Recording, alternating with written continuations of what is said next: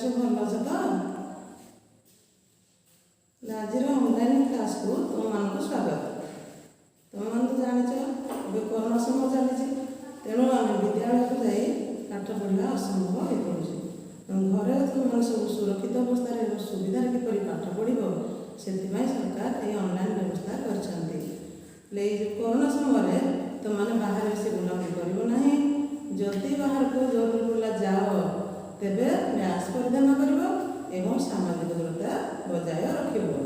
ଆଉ ଘରକୁ ଆସିଲା ପରେ ସାନିଟାଇଜିଂ କରିବ। ହେଲେ ଏସବୁ କଲେ ଆମେ କରୋନାଠାରୁ ଦୂରେଇ ରହିପାରିବା ଏବଂ ସୁରକ୍ଷିତ ରହିପାରିବା। ତାହେଲେ ଆଜିର ପାଠଦାନ ଆମେ ଆରମ୍ଭ କରିବା। ତୁମେମାନେ ପିଲେ ସବୁ ଜାଣିଛ, ଆଗରୁ ଆମ ସବୁ ସଂଖ୍ୟା ବିଷୟରେ ପଢ଼ାଯାଇଛି। କି ସଂଖ୍ୟା? ନା ଆମେ ସବୁ ଗଣ ସଂଖ୍ୟା, ଆଉ ଗଣ ସଂଖ୍ୟା ବା ସ୍ୱାଭାବିକ ସଂଖ୍ୟା, ଆଉ ସମ୍ପ୍ରସାରିତ ସ୍ୱାଭାବିକ ସଂଖ୍ୟା ବିଷୟରେ ଜାଣିଛ। କ'ଣ କ'ଣ? ଗଣ ସଂଖ୍ୟା,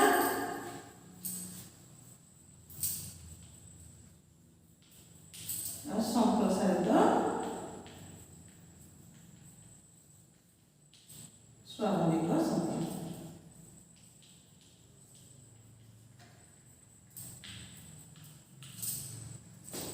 ଗଣ ସଂଖ୍ୟା କ'ଣ କ'ଣ? ଏ ଗଣ ସଂଖ୍ୟାକୁ ମଧ୍ୟ ସ୍ୱାଭାବିକ ସଂଖ୍ୟା ବୋଲି କୁହାଯାଏ।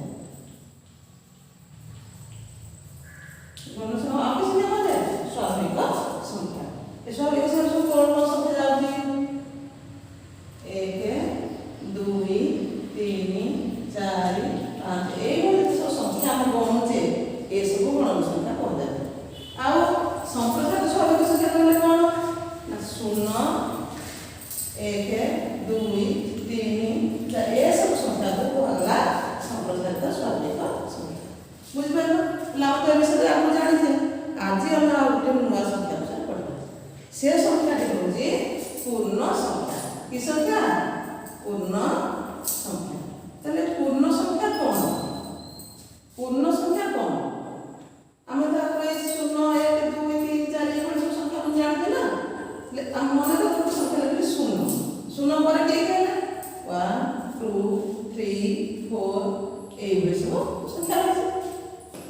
0 ପୂର୍ବରୁ ମଧ୍ୟ କିଛି ସଂଖ୍ୟା ଗଣିତଜ୍ଞମାନେ ବାହାର କରିଛନ୍ତି। 0 ପୂର୍ବରୁ କ'ଣ କ'ଣ ସଂଖ୍ୟା ବାହାର କରିଛନ୍ତି? ନା -1, -2, -3, -4, -5 ଏସବୁ ଏମିତି ସଂଖ୍ୟା ରହିଛି। 0 ପୂର୍ବରୁ କିଛି ସଂଖ୍ୟା ଅଛି, 0 ପରେ ମଧ୍ୟ କିଛି ସଂଖ୍ୟା ରହିଛି। ଏସବୁ ସଂଖ୍ୟା ଗୁଡ଼ିକ ମିଶିଗଲେ ଏ ସଂଖ୍ୟା ଗୁଡ଼ିକର ସମୂହକୁ କୁହାଗଲା ପୂର୍ଣ୍ଣ ସଂଖ୍ୟା।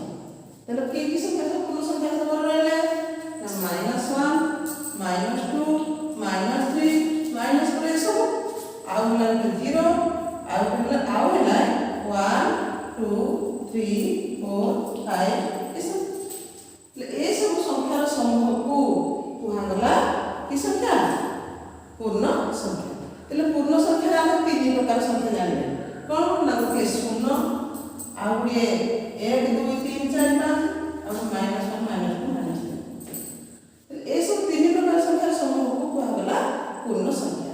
ଦେଖ ପିଲେ, 0ର ଡାହାଣକୁ ଗୋଟିଏ ସଂଖ୍ୟା ରହିଛି। 0ର ଡାହାଣକୁ ଗୋଟିଏ ସଂଖ୍ୟା ରହିଲା, ସେଗୁଡ଼ିକୁ ଆମେ କହିଲେ 1, 2, 3, 4, 5 ଏଇଭଳି କହିଲେ।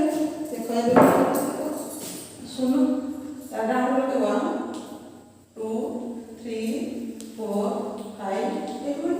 ବାମକୁ ରହିଲେ କିଏ? -1, -2, -3, -4 ଏଭଳି ସବୁ ହେଲା। 0ର ଡାହାଣକୁ ଥିବା ସଂଖ୍ୟା ଗୁଡ଼ିକୁ ଆମେ ମଧ୍ୟ ଲେଖିପାରିବା +1, 1 କୁ +1 ଲେଖିବା, 2 କୁ +2 ହିସାବରେ ଲେଖିପାରିବା, 3 କୁ +3, +4 ଏଇଭଳି ଲେଖିପାରିବା। ଆଉ ବାମରେ ଥିବା ସଂଖ୍ୟା ଗୁଡ଼ିକ ହେଲେ -1, -2, -3 ଏଇଭଳି ସଂଖ୍ୟା। ତାହେଲେ 0 ତାହେଲେ ପୂର୍ଣ୍ଣ ସଂଖ୍ୟା କାହାକୁ କହିଲେ ଆମେ? ନା 0 ସହିତ ତାହେଲେ ଏଇ ଡାହାଣକୁ ଥିବା ସଂଖ୍ୟା ଗୁଡ଼ିକୁ କୁହାଗଲା ଧନାତ୍ମକ ସଂଖ୍ୟା। ଡାହାଣକୁ ଥିବା ସଂଖ୍ୟା କି ସଂଖ୍ୟା କୁହାଗଲା? ଧନାତ୍ମକ ସଂଖ୍ୟା। এই ধনাত্মক সংখ্যাକୁ প্ଲସ୍ ଚିହ୍ନ ଦ୍ୱାରା ସୂଚିତ କରାଗଲା। ବାମରେ ଥିବା ସଂଖ୍ୟାକୁ କୁହାଗଲା ଋଣାତ୍ମକ ସଂଖ୍ୟା। ଋଣାତ୍ମକ ସଂଖ୍ୟା। এই ଋଣାତ୍ମକ ସଂଖ୍ୟାକୁ ମାଇନସ୍ ଚିହ୍ନ ଦ୍ୱାରା ସୂଚିତ କରାଗଲା।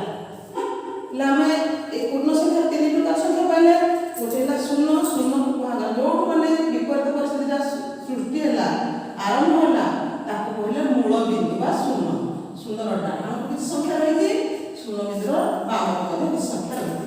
ଶୂନର ଡାହାଣକୁ ଥିବା ସଂଖ୍ୟା ଗୁଡ଼ିକୁ କୁହାଗଲା ଧନାତ୍ମକ ସଂଖ୍ୟା, ଶୂନର ବାମକୁ କୁହାଗଲା ଋଣାତ୍ମକ ସଂଖ୍ୟା।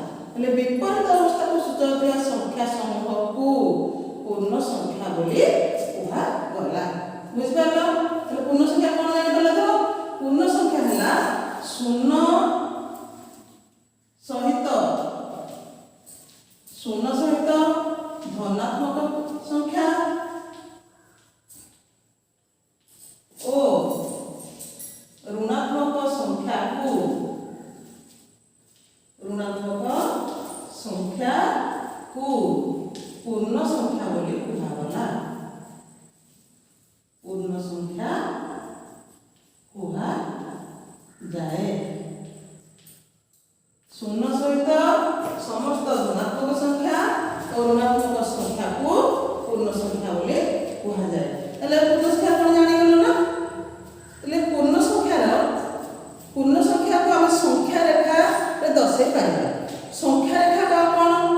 ସଂଖ୍ୟା ରେଖା ହେଉଛି ଯେଉଁ ରେଖାରେ ଆମେ ସଂଖ୍ୟା ଗୁଡ଼ିକୁ ଦର୍ଶାଇଥାଉ ତାକୁ ଆମେ ସଂଖ୍ୟା ରେଖା ବୋଲି କହୁ। ଯେଉଁ ରେଖାରେ ଆମେ ସଂଖ୍ୟା ଗୁଡ଼ିକୁ ଦର୍ଶାଇଥାଉ ତାକୁ ସଂଖ୍ୟା ରେଖା ବୋଲି କୁହାଯାଏ। ସଂଖ୍ୟା ରେଖାଟି କ'ଣ? ଏ ସଂଖ୍ୟା ରେଖା ଗୋଟିଏ ରେଖା ଯାହାକି ବିପରୀତ ଦିଗକୁ ଲମ୍ବି ଥାଏ। ସଂଖ୍ୟା ରେଖା ହେଉଛି ଗୋଟିଏ ରେଖା ଯେଉଁଟା ବିପରୀତ ଦିଗକୁ ଲମ୍ବି ଥାଏ। ତାର ମୂଳ ବିନ୍ଦୁ ହେଉଛି ଶୂନ। ସଂଖ୍ୟା ରେଖାର ମୂଳ ବିନ୍ଦୁ ହେଉଛି ଶୂନ। ଶୂନର ଉଭୟ ଦିଗରେ ସମାନ ଦୂରତାରେ ଆମେ ସଂଖ୍ୟା ଗୁଡ଼ିକ ଲେଖିବା। ଶୂନ ବିନ୍ଦୁର ଉଭୟ ଦିଗରେ ସମାନ ଦୂରତାରେ ଆମେ ସଂଖ୍ୟା ଗୁଡ଼ିକ ଲେଖିବା। ଶୂନକୁ କୁହାଗଲା କି ବିନ୍ଦୁ? ମୂଳ ବିନ୍ଦୁ। ଏଇଟା ହେଲା ସଂଖ୍ୟା ରେଖା। କ'ଣ? ସଂଖ୍ୟା ରେଖା। ସଂଖ୍ୟା ରେଖା ଉଭୟ ଦିଗକୁ ଲମ୍ବି ଥାଏ। ଦେଖ ଏଇଠି ହେଉଛି ଗୋଟେ ସଂଖ୍ୟା ରେଖା ଚିତ୍ର ଦେଖୁଛ ନା? ସଂଖ୍ୟା ରେଖା। ତାହେଲେ ଏହାର ମୂଳ ବିନ୍ଦୁ କିଏ? ଶୂନ। ତାର ଡାହାଣକୁ କିଛି ସଂଖ୍ୟା ଲେଖା ହେଇଛି, ସେଗୁଡ଼ିକ ହେଲେ ଧନାତ୍ମକ ସଂଖ୍ୟା, ବାମକୁ କିଛି ସଂଖ୍ୟା ଲେଖା ହେଇଛି, ତାହା ଗୁଡ଼ିକ ହେଲା ଋଣାତ୍ମକ ସଂଖ୍ୟା। ହେଲେ ସଂଖ୍ୟା ରେଖାରେ ଆମେ ମୂଳ ବିନ୍ଦୁ ଶୂନ ଦେଲେ ତାର ଡାହାଣକୁ ଯେଉଁ ସଂଖ୍ୟା ସବୁ +1 +2 +3 +4 +5 ଏଇଭଳି ସବୁ ରହିଥାଏ। ବାମକୁ ହେଲେ -1 -2 -3 -4 -5। ବୁଝିଲା? ହେଲେ ସଂଖ୍ୟା ରେଖାର ମୂଳ ବିନ୍ଦୁ ଶୂନ, ଡାହାଣ ପଟକୁ ଧନାତ୍ମକ ସଂଖ୍ୟା, ମୂଳ ବିନ୍ଦୁର ଡାହାଣକୁ ଧନାତ୍ମକ ସଂଖ୍ୟା ଆଉ ବାମକୁ ଥାଏ ଋଣାତ୍ମକ ସଂଖ୍ୟା। ବୁଝିପାରିଲ? ସଂଖ୍ୟା ରେଖା କ'ଣ ଜାଣିପାରିଲ ନା? ଯେଉଁ ରେଖାରେ ସଂଖ୍ୟା ଗୁଡ଼ିକୁ ଦର୍ଶାଯାଇଥାଏ ତାକୁ ସଂଖ୍ୟା ରେଖା ବୋଲି କୁହାଯାଏ। ବୁଝିଲା? ସଂଖ୍ୟା ରେଖା ଜାଣିପାରିଲ ନା? ଏ ସଂଖ୍ୟା ରେଖା ଦ୍ୱାରା ଆମେ ବିପରୀତ ସଂଖ୍ୟାକୁ ଆମେ ଜାଣିପାରିବା। ବିପରୀତ ମନେକର ମୁଁ ଗୋଟିଏ ସଂଖ୍ୟା କହିଲି +1 ହେଲା ଶୂନ ବିନ୍ଦୁରୁ କେତୋଟି ଗଲେ +1 ପଡ଼ୁଛି? ଗୋଟିଏ ଡାହାଣକୁ ଗଲେ +1। ଯଦି ଆମେ ଶୂନ ବିନ୍ଦୁର ବାମକୁ ଗୋଟିଏ କରିବା ତା ପାଖରେ ପହଞ୍ଚିବା -1। ତେଣୁ +1 ର ବିପରୀତ ହେଲା -1।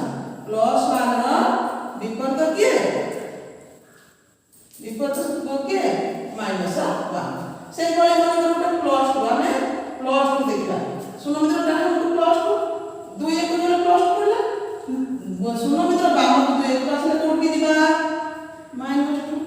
ତେଣୁ +2 ର ବିପରୀତ ହେଲା -2। ସେଇଭଳି +5 ର ବିପରୀତ କିଏ? -5। +100 ର ବିପରୀତ କିଏ ହେବ?